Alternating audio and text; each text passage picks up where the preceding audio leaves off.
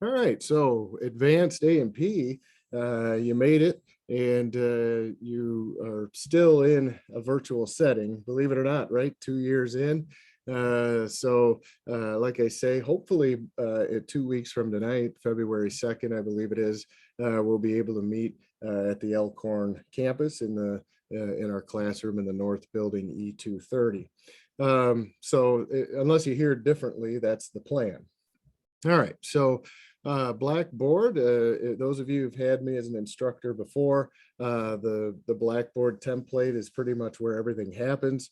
All the assignments, all of your grading, all of your exams, everything's in Blackboard. So this course is set up, it's a hybrid course. So by definition, greater than 50% of the course is online. So how it's described in the class in the course description is that that aspect is the lecture portion is asynchronous and is online. Those videos for all of my lectures for the content are available in our course YouTube channel, which there's a link in here for that.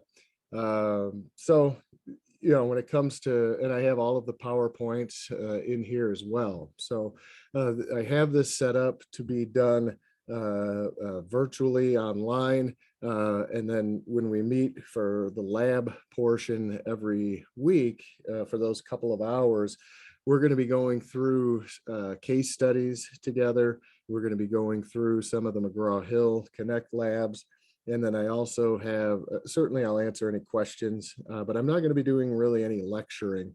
You'll be glad to know each week. I'll be primarily focusing on discussing with you the case studies. We'll do it together. So those that when you do attend each week, you'll be getting your case studies done. So next week on Wednesday, we're going to discuss case study 1. We're going to go, so between now and then, you want to work on it, look at it. You can even submit it into the Dropbox if you'd like. But regardless, we're going to go through it together, answer the questions and try to hash out what's going on with the case study. And then as far as the McGraw-Hill labs, those again they're pretty, we eliminated the PhysioX and we've been using this McGraw-Hill for a couple semesters now. There are a couple little kind of user-friendly issues with it on just a couple of the labs, so we'll work through those. But for the most part, they only take, they're pretty foolproof.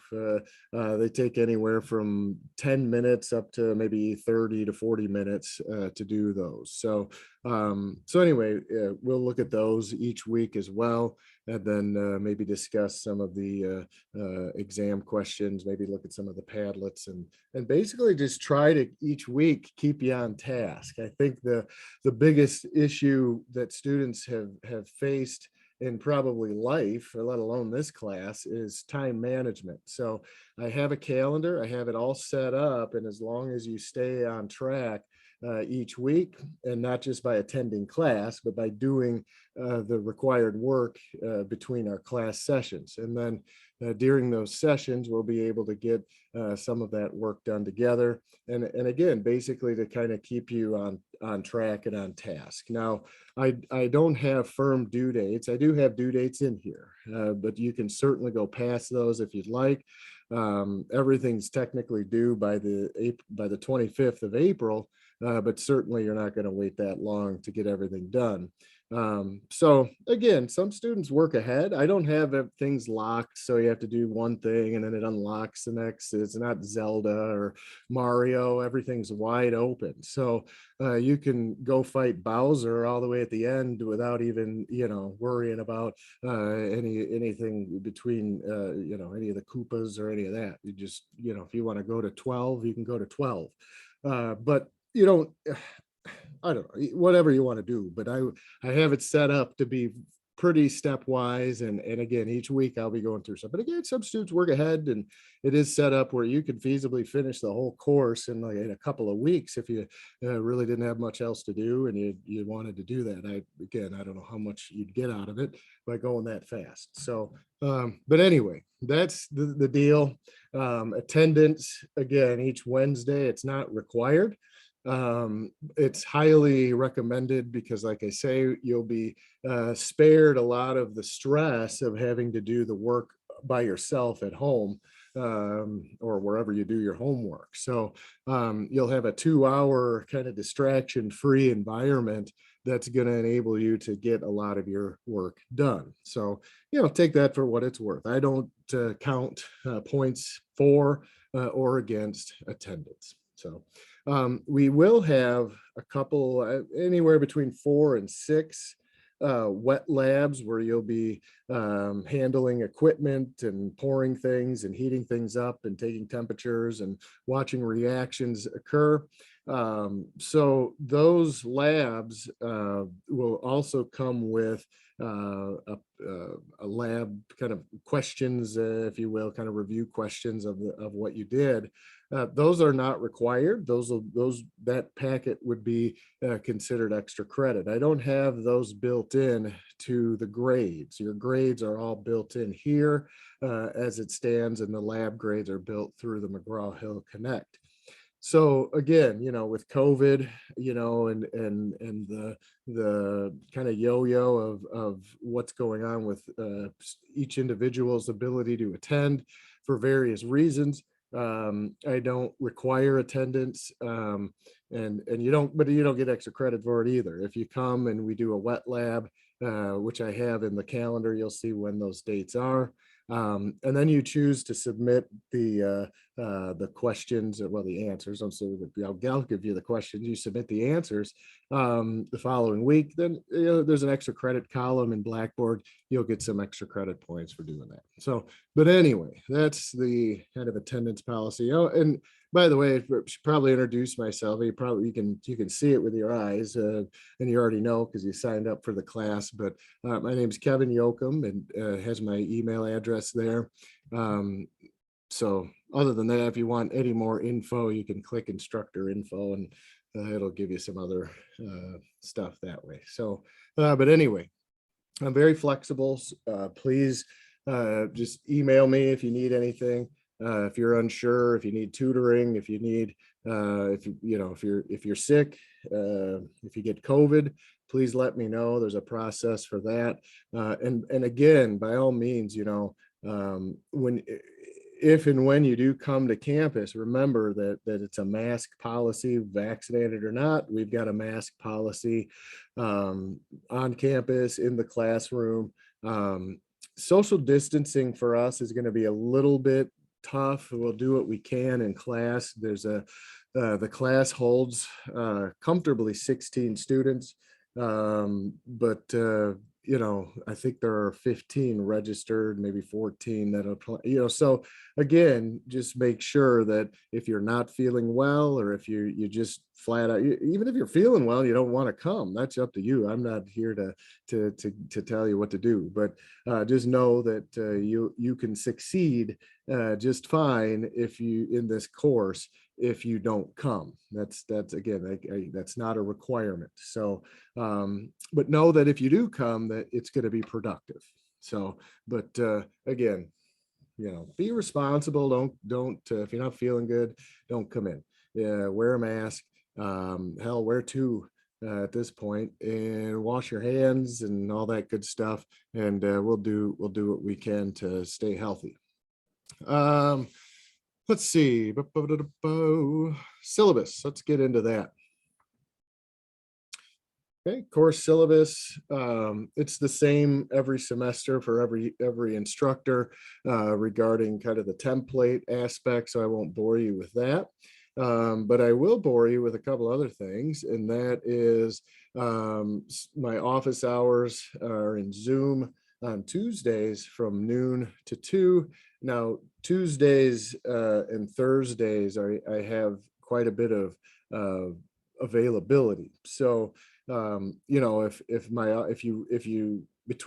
from Wednesday to Wednesday, you just have to have a burning question or issue that you need answered, and you have to do it in Zoom, and it can't be done via email, then let me know, and we can do what we're doing right now. And then I'll also be on campus Wednesdays, not until February, but from 5 to 6. Now, I may not be in my office E221. I might be right across the hallway. Well, not right across the hallway. That's the restroom. But I'll be up and across the hallway where the classroom is, and that's E230. So if you come before 6, and you're looking for me and you don't find me in my office, then I'm probably in the classroom. So anyway, that's that. The OpenStax link is there. Now, all of this information and these links are in Blackboard, so you don't have to go into the syllabus every time to go to OpenStax. You don't have to go, so anyway, they're in there for you. This is our course link for McGraw-Hill, again, which is also in Blackboard. The course outcome summary, that's that thing that we have for every course that the state of Wisconsin provides us with. These are the checkoffs that we have to meet. So we have 12 competencies to meet this semester. So I've divided those up into 12 units. So anyway, that's what's going on there. You can read through that if you want. Again, attendance and participation policy, we've already been through that. Now the grading, your points are out of 1,200. We have 12 units. So if you do the math, each unit is worth 100 points. I know it's late, it's after 6 in mid-January on a cold night. So I'm not gonna get you too wound up about math, but 12 units at 100 points per unit. So 1,200 is the max. Now there's some opportunity, of course, for extra credit. So you could certainly get higher than 1,200. All right, so anyway, you could see the breakdown there. I think all of you need to be around the B range. So, I have a B minus in there, but, if you're in the low 80s and you've been improving and working hard to get your stuff and going, and you're going to walk out with a B. So try to hit that 80% mark. You want to be around 960, 975 range for that. So how do you get to 1,200 points? Again, we're going to have 12 units, and in each unit, you're going to have 4 items to do. So the Padlet is one of those items. It's very straightforward. Those of you who have had me for general, or I think maybe in Gateway to Success, if you've had that, or maybe other instructors. I don't know who all uses Padlet, but it's basically kind of a wiki board, which I don't know if you don't know what a wiki board is, and that doesn't explain it either. But Padlet is basically it's a website that's got a collection of different videos or web links that you can view and then make comments on. So that's what it is. So we'll look at that, and there's a short 1-question survey for each of those Padlets that you'll do in Blackboard. It's kind of your second checkoff for the Padlets. And I'll go through this in a second, but you want to go in and make a comment under any or all of them. Go in back into Blackboard, and then do that 1-question survey regarding the Padlet. And that's 10 points every one you do, not for each one you comment on, but for each unit. So again, we'll see 12 units, 12 Padlets. So there's 120 points. That's 10% of your grade. Case studies, we'll go through those as well. You're going to have 12 case studies that relate to, just like the Padlets, that relate to each of the 12 competencies that the Wisconsin State Technical College system has given us to provide you with. All right, and then next up are the labs, the McGraw-Hill labs. Those are 30 points a piece. Now, there are a couple that are small that I've combined, so they're 15 points a piece. So 15 times 2 is 30. So you actually end up with roughly 16, I think, McGraw-Hill labs. But instead of trying to regardless, you got 12 of them and they're 30 a piece. So really you have 16, and most of them are 30 and some of them are 15, but either way, you're going to get to 360 points. All right. And then lastly are your exams. You're going to have 12 of those as well to go with each of the units. They're 40 points a piece. And they're 40 multiple choice questions, from a question pool or a test bank. So you'll do just fine with those. I have review questions in there that you'll be able to see. Now, let's see. I'm not going to be able to attend the rest of this Zoom class. Oh, okay. Thanks, Jillian. I appreciate that. I've reviewed Blackberry. Awesome. Good. So, all right. Caitlin, yes. DK. Yeah. That's a fun game. Donkey Kong Mountain. I got that on the Switch a couple months ago. Ooh, that's a hot one too. Lately, it's been nothing but Animal Crossing, and they got a new update, so the girls are constantly off on some island remodeling homes for people. And well, anyway, and of course Mario. Anything Mario never gets old. Oh, it's and Pokemon's, yeah, they're up there and on that right now too. The Pokemon Go still in action, and they got some Pikachu. I don't know. Anyway, Pokemon Snap. So let's see. So that's that. Exams. So we made it 1,200 points. That's how you're going to get there. Really straightforward. This isn't this is set up for you to succeed as long as you do your part. Everything else, it's right there for you. You just do what you need to do. If time management is an issue, you've got 2 or 3 jobs and kids and stepkids and grandma to take care of and uncle to take to the doctor, and 16 credit hours, and bad Wi-Fi. And I mean, if we're checking off all of those boxes, then yeah, this probably isn't a good semester to be doing advanced A&P or probably any classes. So life is full of balls to juggle, and some of those balls you never are able to put down, right? You can't put away the job ball. You got to pay bills. You can't put away the family ball. You got to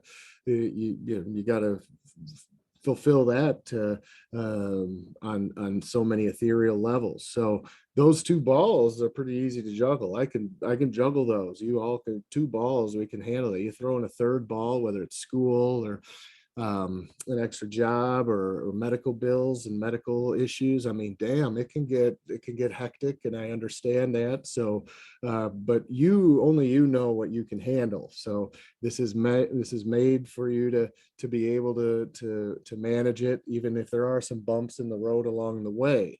So if you do get behind, if things come up, all is not lost. You don't need to throw your hands in the air, but you do, need to be honest with yourself throughout, and you need to be honest with me as well as you're going through any of these struggles, and what type of help you may need, or maybe you don't know, but you're neck deep and sinking fast. So don't bail without talking to me first. We can potentially, but trust me, many students have come to me, and that, we talk about it, and that is that becomes what they end up having to do anyway. So, but just know that this is set up for you to succeed, as long as you're able to manage your time and to put in a little bit of effort each week. So anyway, no, college is closed Friday, Good Friday. Every Friday is Good Friday, right? This is extra. This is doubly Good Friday. Good Friday. Good squared Friday, I guess. And then I guess they call it Good Monday. I don't know. Easter Monday. So no school. That doesn't really affect us and what we're doing, but in case you have other things going on. Course end date, April 25th. If you're going to drop the class without too much financial repercussions or any type of grade transcript issues, you need to do that by February 4th. So that gives you about you kind of get a 2-week feeling out period. And if by 2 weeks in you're just swamped and things are getting wild, then you do have kind of that safety cord you can pull, but again, there's some administrative clicking and stuff that you have to do on your end if that becomes the case. But again, try to understand that 14 weeks does go really fast, but you can do it. And if you can't, then that's one kind of deadline. If by February 4th, if you haven't dropped, but I see that you're not turning in any work, you haven't logged into Blackboard, nothing's going on, I've emailed you and you're not responding to emails, and you've kind of ghosted the class, not the classmates, but you've ghosted the course, then I'll drop you between the 5th and the 11th of February. And I rarely, in all the years that I've taught, I rarely do that. But I will if I have to, because again, it saves you in the long run, because then, the odds that you're just going to reappear and then come in and take care of business are usually pretty low. And then, like I say, you end up with an F as opposed to a drop. So again, I don't mean to be gloomy and doomy, and just being honest and forthright with the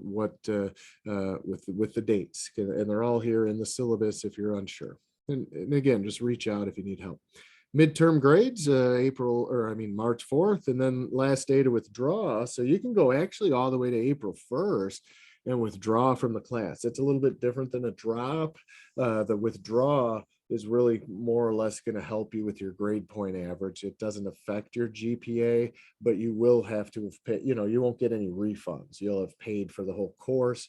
It just means that a withdrawal is a W on your transcripts as opposed to an F. So again, if that's 3 weeks before the semester, if you're at like a 10% with only 3 weeks to go, usually that's when I recommend, a withdrawal, unless the student's really adamant about being able to get everything caught up in those 3 weeks. And it happens. I mean, sometimes they do. Like I say, every situation's different. And your situation today may not be your situation tomorrow, let alone April. So just, be honest with yourself and your circumstances. All right. And then lastly is the course calendar. That's a hyperlink to that. We're going to look at that now. That's over under the syllabus tab. You just click course calendar. And again, these are rough, due dates. I encourage you to try to get things in when it says, but the ultimate due date really is April 25th. So, but anyhow, so this week we're going to be course syllabus and Blackboard and all that good stuff. Some of the dates for the wet lab where we'll possibly be doing some experimental working with chemistry are going to be where you see kind of these double stars. Now, the EKG exercise is not a wet lab that has double stars. It's an extra credit opportunity regarding reading through some case studies or different EKG strips. So anyway, so in essence, I guess you could say these double stars, except this Blackboard, these are, I don't know why that has 2 stars. Doesn't matter. I'm going to eliminate those 2. All right, done. So anyway, the double stars are probably what you could maybe consider kind of extra credit opportunities in the wet lab. All right, so that's that. Again, I've got the units. We have 12 of them. So you can see we've got 3, 3, 3, and then 3. So we've got a week on the front end, which is this week, and then we got a week on the back end at the end of the semester. So you have plenty of time to get everything done. And like I say, each week we're going to do a lot of that work with each other and get that so you don't have to do as much on your own. All right, McGraw-Hill registration link. Again, that takes you out to the class registration once you have your code, or you can purchase it directly through McGraw-Hill. We'll look at that in more detail in just a second. The textbook info is pretty much the same thing. It's going to have hyperlinks out to OpenStax, as well as providing you with that link to McGraw-Hill. It also discusses how to purchase through McGraw-Hill and through the bookstore. So, like I say, about a third of you purchased it already. The rest of you, you know, it's understandable if you want to get to the first night, make sure the first class, see if you need to purchase it or not. And you do. So yeah, it's not an optional text. So so try to get that taken care of. And I believe they have maybe a 10-day or 14-day maybe free trial that you could check out as well. Course calendar, there's another kind of course besides the spreadsheet that I gave you a few minutes ago. There's also this type of course calendar that you can look at. There's the McGraw. So now these are all the hyperlinks. So again, if you want to get to OpenStax, just click that, boom, it'll take you out to OpenStax. Okay, if you get to McGraw-Hill, Zoom Office link, several of you probably use that to get in here.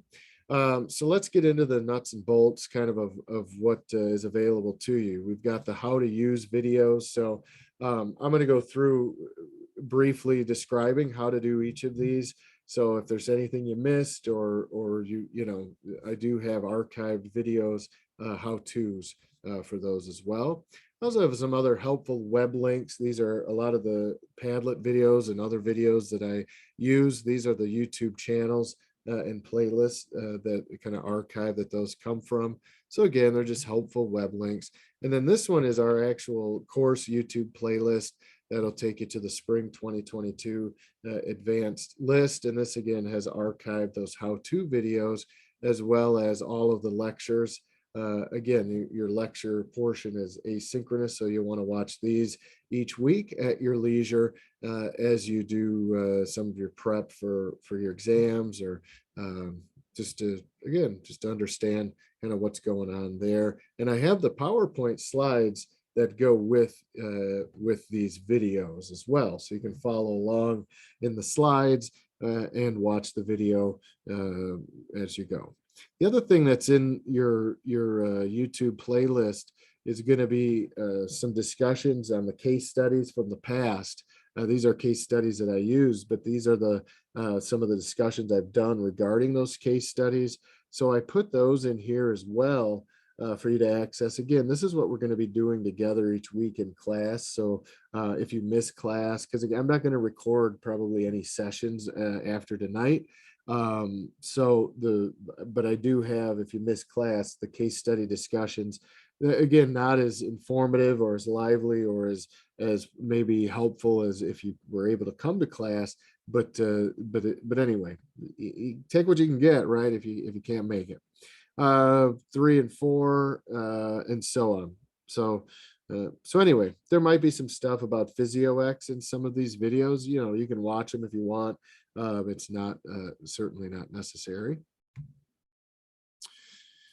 Okay, so I'm going to skip down here real quick to PowerPoint slides. So again, these are the hyperlinks to the PowerPoints that I go through in the videos. Now, another thing about the PowerPoints, these are read only. You can download them if you want, convert them into PowerPoints just by clicking the file icon. You can click make a copy and make your own copies, or you can click download and then download them as PowerPoints. All right, and then the other thing too, again, those of you who've had me before know this already, but I'll remind you or let you know for the first time, at the bottom of these slides, I have notes. So a lot of times these notes are very helpful when it comes to preparing for your exams. All right, so we're going to keep her moving. The modules and units tab. This actually, I'm going to move that right there. This modules and units tab actually has the hyperlinks for everything in here are right here. And then the PowerPoint slides, of course, are also located within the modules and units. So you can go through the modules/units tab. It's got some kind of like where everything is stored. It's in one spot. And sometimes students find that a bit cumbersome and to be too much. They just want to know, where are the videos, where are the PowerPoints, where are the Padlets, where, you know, and that's how most students I would say are. So but from my perspective, as I constructed this shell, so this is like basically kind of the the headquarter kind of all of the parts of the course are kind of headquartered in these books. You can see this is book 1, book 2, book 3, and book 4. Books 1 through 4 are in there, and again, they're jam packed with stuff. But all of that stuff is also available more easily, probably to find over in this area. Again, I'm not telling you to avoid these, but they're there for you to peruse and to look through. And again, they're basically this is the advanced A&P kind of manual, if you will, all condensed into one. All right.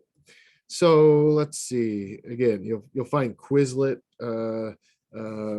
hyperlinks in there as well.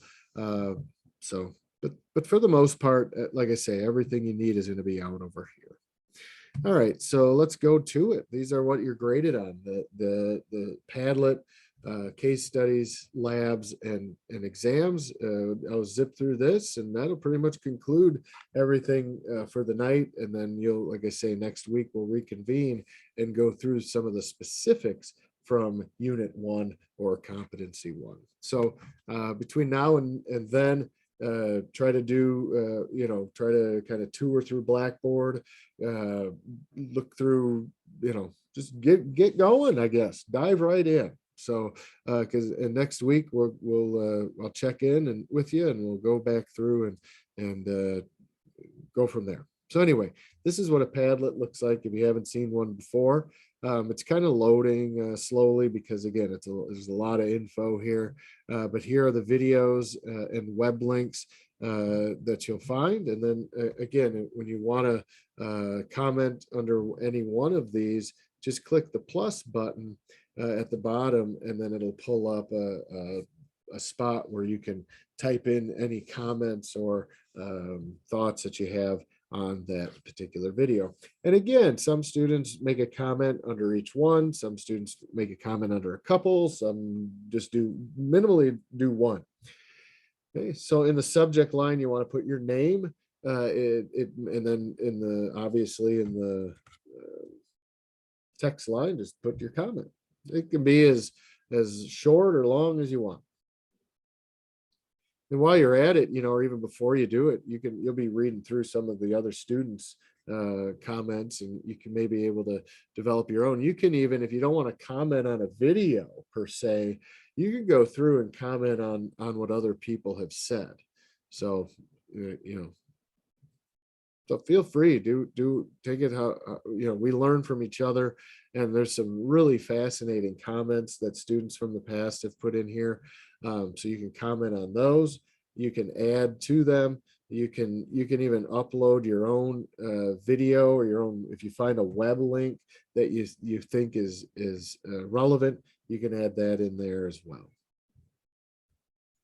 All right, once you've done the Padlet, then you want to come in to this little area and click that. That's going to take you to your little survey that I mentioned a little bit ago. Click begin, and there you go. You just get a 1-question survey. It's a Likert scale regarding whether the Padlet, the efficacy of the Padlet. All right, so next up are the case study assignments. And again, each week we'll discuss these. So next week I want to discuss case study 1. If you have a chance between now and then, try to get that done, or at least get a start. Try to at least read through it. Okay. Each of the case studies are relevant to the competency. This first case study is on neural disorders. So we'll go through and define a couple of the neural disorders that they discuss, and answer some questions. So when we open one of those case study drop boxes, what we're going to see is something that looks like this.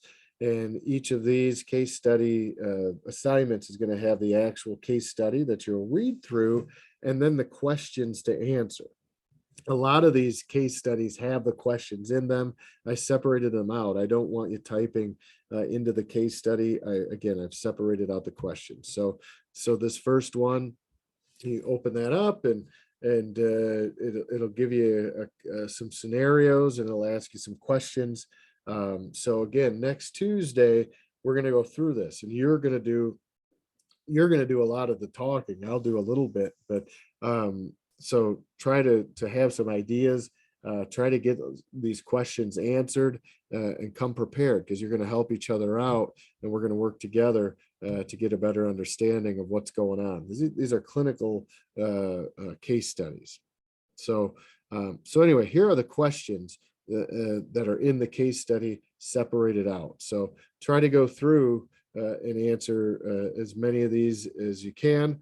Again, with case studies, you'll find that there are going to be certain questions that are a little more subjective. They might just ask you, what do you think about? So you just put your own,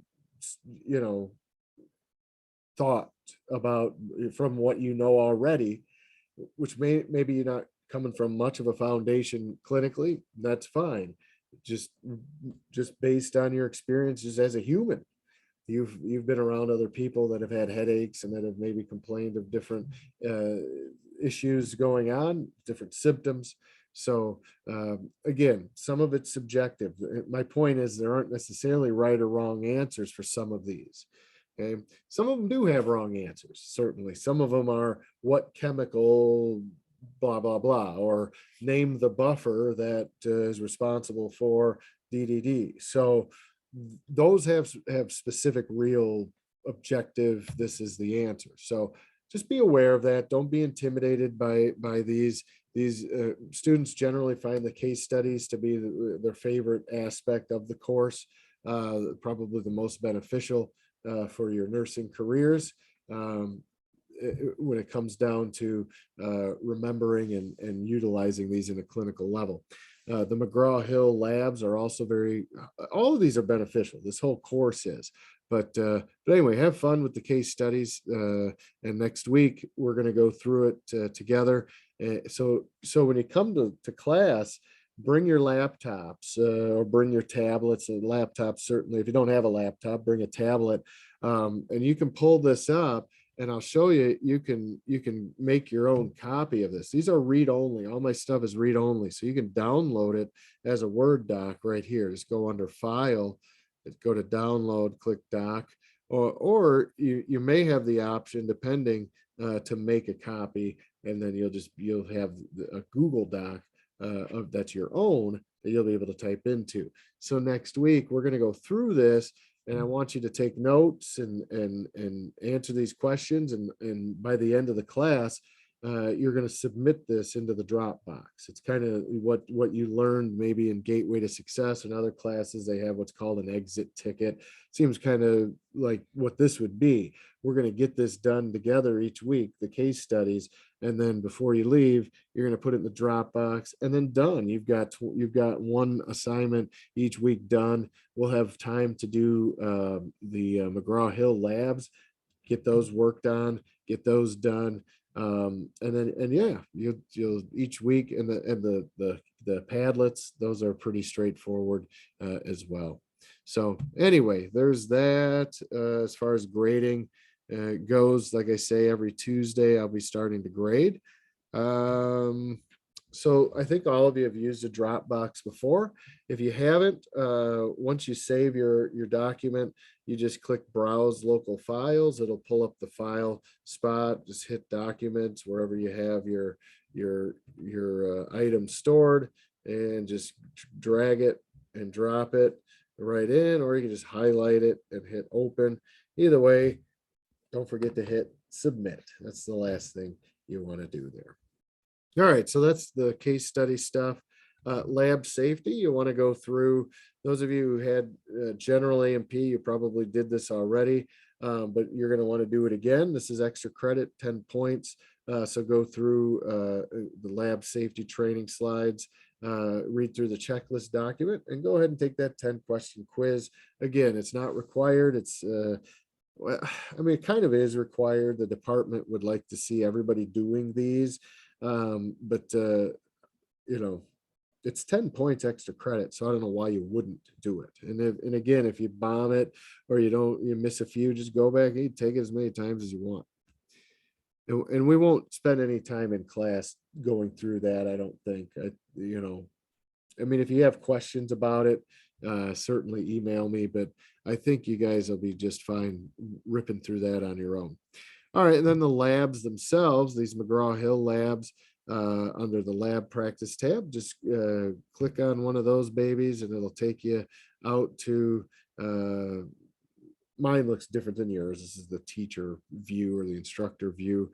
But anyway, it'll look something like that, but you'll have an actual lab that you'll do. And again, next week we'll do lab 1 together, as well as case study 1. But between now and then, if you want to go through and try and do it yourself, that's certainly, you're more than welcome to. Now, the way the labs roll, they're almost foolproof, in a way that you can't really move to the next step in the lab. It's a lot of dragging and dropping and moving things around and typing in some data and collecting data and assessing it. So each step, though, you know, it's like what they call adaptive release. It really only lets you go to the next step if you've figured out the first step properly. So if you bungle and answer a question wrong, or you tap the hammer, the reflex hammer on the wrong tendon, you know, it doesn't let you move on to the next step until you get it right. So in a way that's very nice and helpful too. So generally students get 100% on the lab, you know, the labs. So it's just a matter of doing them. Okay, those are pretty straightforward. So again, each week we'll take a peek at those in more detail. And then lastly, for grade wise, you've got exam review questions to look at. And again, these are your exams are from a pool of questions. These are the pools. So as you're watching the YouTube videos, as you're going through each unit, and you're taking your notes and you're kind of getting acclimated to what's going on, I would be going through these review questions at the same time. So you'll find the answers to these in my discussions. You'll find the answers to these in the PowerPoint notes sections. You'll find the answers to these in the Google machine. So anyway, now just a warning, and it's not a bad thing. It's just a thing that exists that you want to be aware of. I guess another caveat is that exam 1 is the most, it's the biggest. It's the nervous system covers, it's kind of the foundation of physiology, which is what we're doing this semester. We're doing the how does it work. So we'll be focused on micro scale. We'll be focused on chemical level, cellular level. We'll do a little bit with tissues and organs, of course, but ultimately our goal is to be analyzing those particular micro levels. And the nervous system, coupled with the endocrine system, which is part 2 of or unit 2, those are the foundations of pretty much all of the physiological processes in the human body, and the foundations of pharmacology and how we treat a lot of the issues we find coming through the healthcare doors. So anyway, just know that exam 1 question bank is the largest by far of any of the other ones. Don't be intimidated by it. Just understand that's the way it is. So for whatever reason, WIDS requires a lot of the objectives within that unit 1. There's just so many of them, and so instead of trying to cover everything, I just put them a smattering in there, and then you'll get a random assortment every test you take. So you get unlimited attempts. It keeps your highest score. There'll be I think it's a 2-hour time limit, but you can go over the time if you need to. But anyway, some students have told me that they actually take, and I know I figured this was the case, and it's good. That's how it should be, is that they are actually going through these exam review questions again while they're studying it's not like they study everything and then they pull out the review questions and they go through to see if they can answer them. They're kind of using them as more or less as more like preview questions, where they're kind of starting off at the front end with them, and kind of blending them together with the knowledge that they're getting by watching the videos and looking through the PowerPoints. All right. So anyway, that's what's going on there. And then when it comes to taking the exams, you should be ready to see those. The questions should be familiar to you. And again, you get unlimited attempts. Remember, this is not the days of memorize all this millions of bits of information in a short period of time, with the goal of getting that letter grade at the end, and then forgetting everything you learned within a few months. Those days are long gone. In the real world, in the clinical world, we're not asking you on the fly to understand important concepts. The idea is to understand how to get to the bottom of some of the foundations of functional aspects of the human body. And a lot of times that problem solving, critical thinking, researching, that's what you're doing in this class, to basically put these connections together in your brain. So when you are faced with a pharmacology class, with a pathophysiology class, with a patient in a clinical setting that says, I've got this, and this going on, and we run the tests and we look at the results and we talk to the physician, and the physician, we're collaborating the whole way. This hierarchy stuff is not as prevalent as before. There's a collaborative effort going on to understand the basics of the patient's homeostatic issues. And so you're given in these 14 weeks, you're given some foundational terminology, some foundational stepwise mechanisms that occur in a clinical setting, in a homeostatic or in a balanced system. So when we're discussing these outside of this class and in a clinical setting, we're usually discussing it as a pathology being involved, a disruption in homeostasis. Well, the foundations of homeostasis. So when we're looking at these lab results and we're looking at some of these diagnoses, and ultimately coming up with how to make a prognosis, having these foundational, fundamental events in your brain, that's what's going to help you.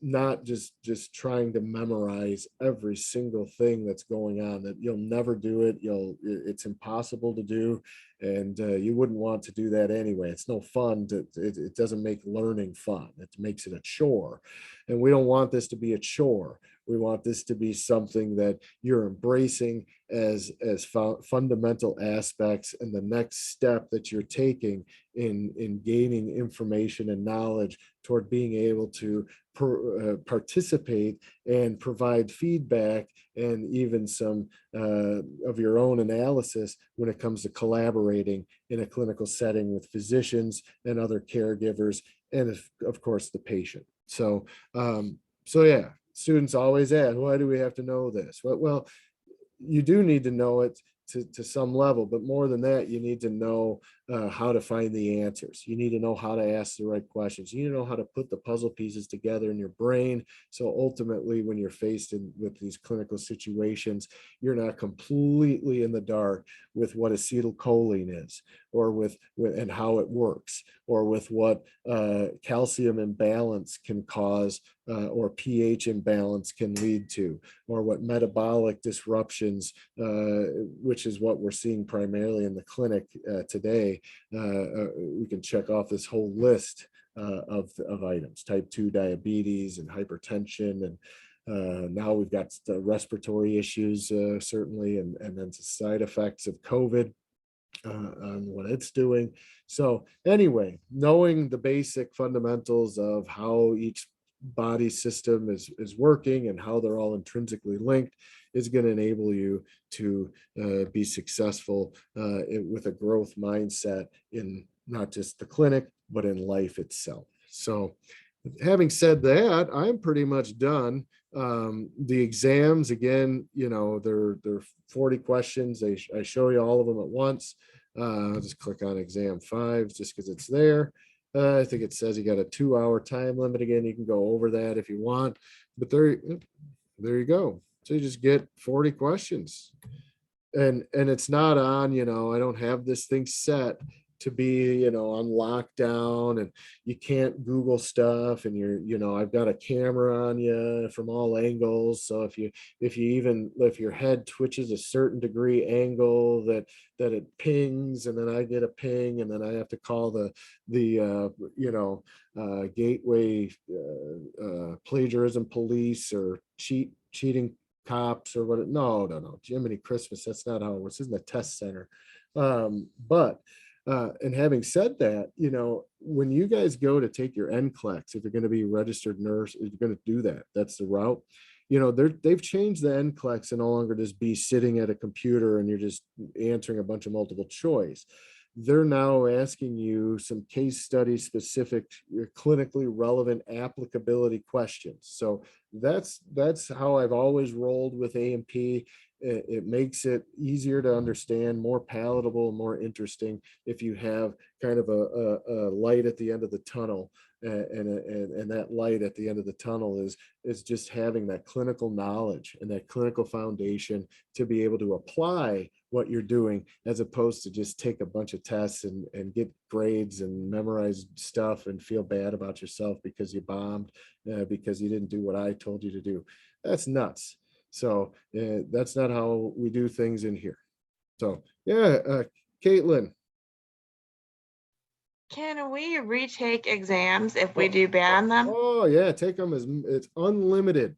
Sick. In Awesome. fact, because you have such a big test bank of questions, you could take, especially the first one, most of them, the bank is about 50 to 100 questions.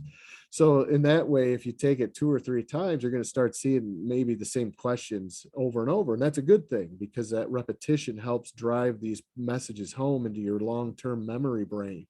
So but the first one, shoot, that's got such a big test bank, you could take that one 3 or 4 times and you might see different questions each time. So I encourage you to take these exams multiple times. It's how you learn. I mean, what I could call them, exercises, sometimes that 4-letter word, exam or test or quiz, right? Those are 4-letter words.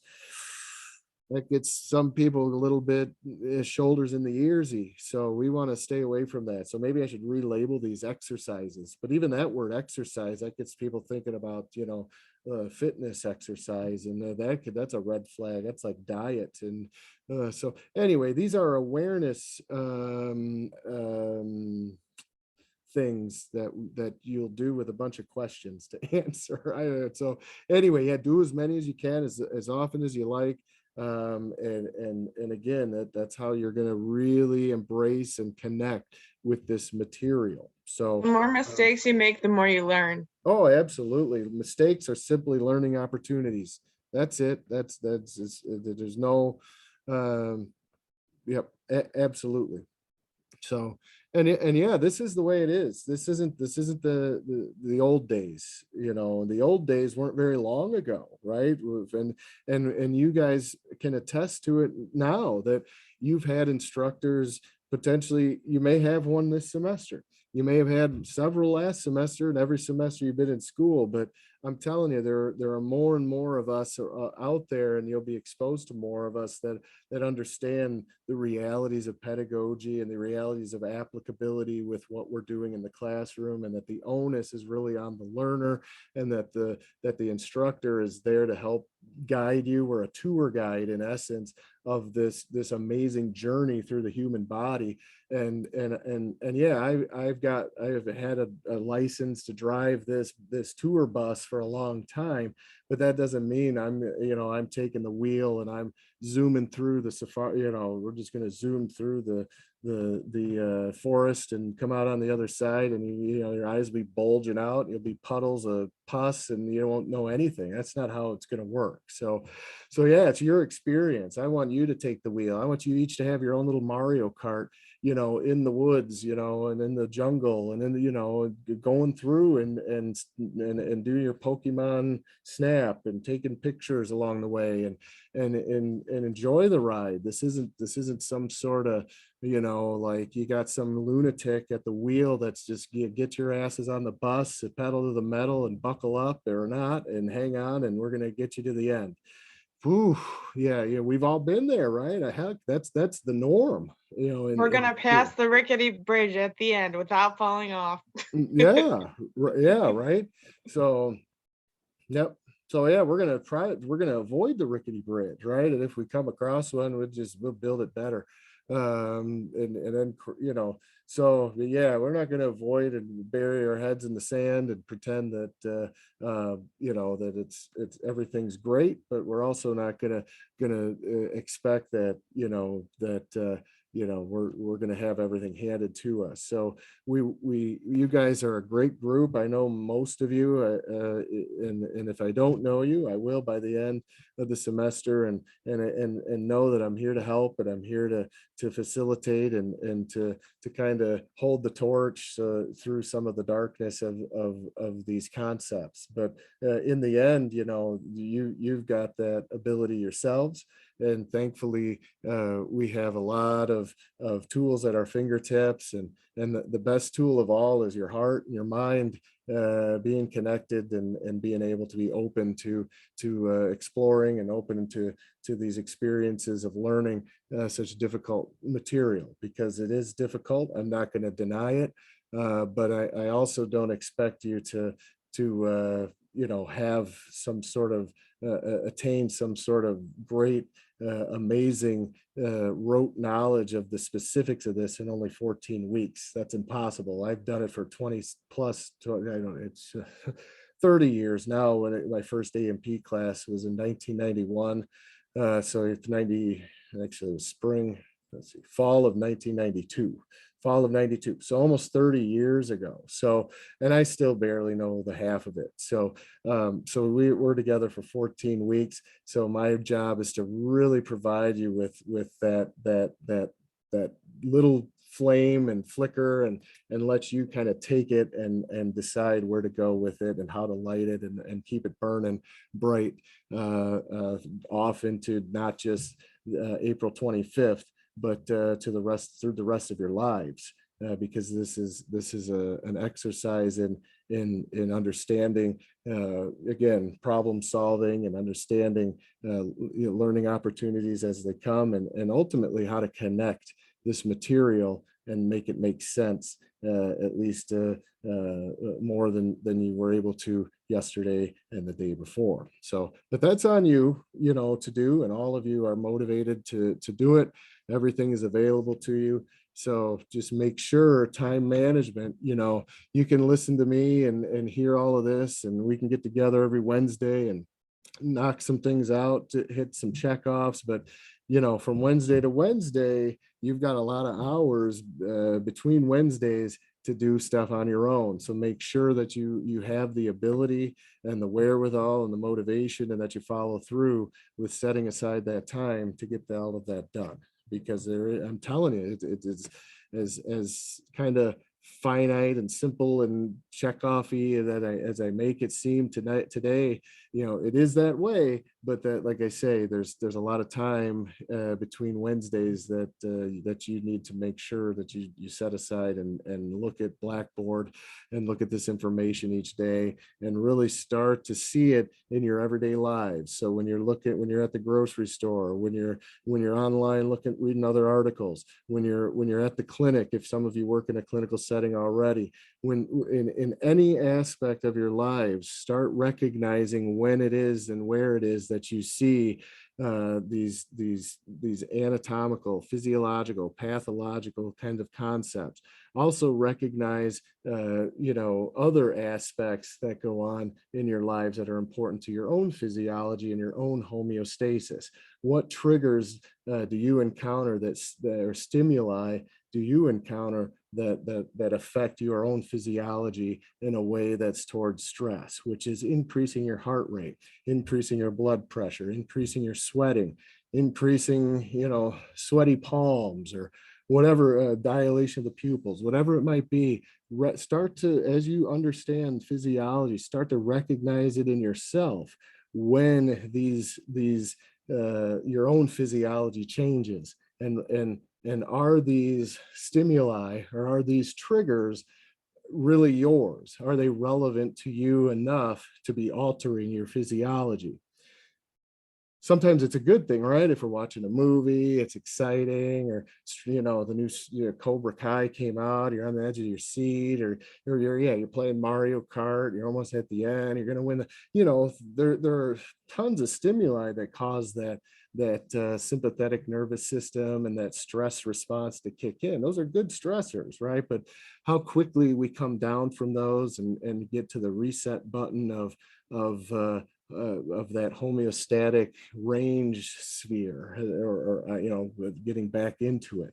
And some of our patients live in a triggered mode or a perceived stress mode all the time, and that's why they have hypertension, or they're diagnosed with other what we see as physical manifestations of chronic stress perception. So that's what you want to pay attention to within yourselves, because we have to be able to provide quality care to our patients, and that means we have to be providing quality care for ourselves first and foremost. So that means a greater awareness to what these stressors are for you, what these triggers are for you, whether you're being gaslighted by an NPD or a narcissist, or someone that's got those narcissistic kind of egotistical control tendencies that are bearing down on you. What type of situations are you in, whether it's a job, whether it's at school, whether it's at work, whether it's at home? I guess I said job and work, but anyway, home. Sometimes home's the job, right? So home, job, work, family, neighbor, guy at the grocery store, any person, complete stranger on the highway, cutting you off. I mean, there's so many potential triggers or stressors that we're exposed to daily, and in any moment that can potentially lead you down to a path of chronic perception of stress and triggering and that. So then you end up in our clinic. So you want to, you guys want to be aware of some of your own boundaries, limitations, time management. If just waking up and being a human is enough to trigger stress, then you've got to ask yourself about that too. Are you prepared? Because for the day, preparation each day and managing your time is it doesn't mean controlling it, right? It means being flexible and understanding that you have obligations, and that preparation is key, because the more prepared you are, the less stressful you'll be when you're confronted with those situations. Yeah, I mean, because it's normal, right? I've been teaching for 20 plus years, 22 or 3 years, I bet. And I still get heart bumpy and a little sweaty and a little clammy and a little, just the feel, right? That's that's nervousness. That's anxiety. That's normal, right? That's stress response to a situation. I still get that on the first day of class with new students, some of you whom I know already. So it's totally normal, but we still, I recognize it. I take a deep breath, and I put myself in a present moment, and I take care of business. And that's what you're going to do in your lives as well. Pay attention to the triggers and understand them, and accept them for what they are, and know that if it's something that's if it's an individual that's doing this, that you can perceive differently, or you can make changes on your end in your behavior to maybe minimize or lessen the effects of how you respond and how you're triggered. So anyway, my goal is never to trigger anybody. I don't, I figure this stuff is hard enough as it is. There's a lot of info to know, and I'll give you what I can that I know that will benefit, as long as you do your part, and I will be here to guide you and help you as much as I can. And yeah, other than that, that's your goal. One of your big goals. Obviously, the goal is to knock some of the basics out of the park here for the next 14 weeks. But think about it in other ways. Like I said, the ultimate goal is awareness.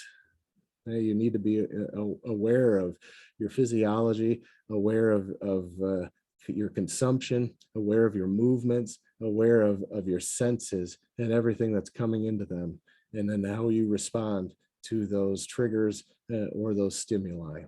Okay, so that's what physiology is all about. So anyway, hope you guys have a good week, and I'll see you next Wednesday in the same spot.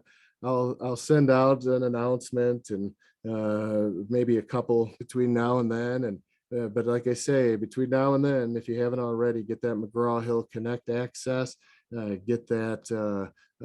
Start looking at the Padlet Unit 1, looking at Case Study 1, and even maybe start looking at some of those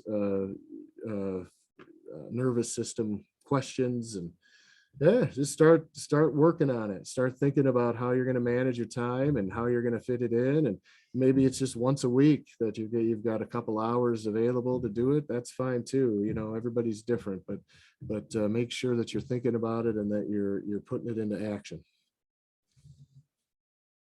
All right. Well, I'm going to stop recording.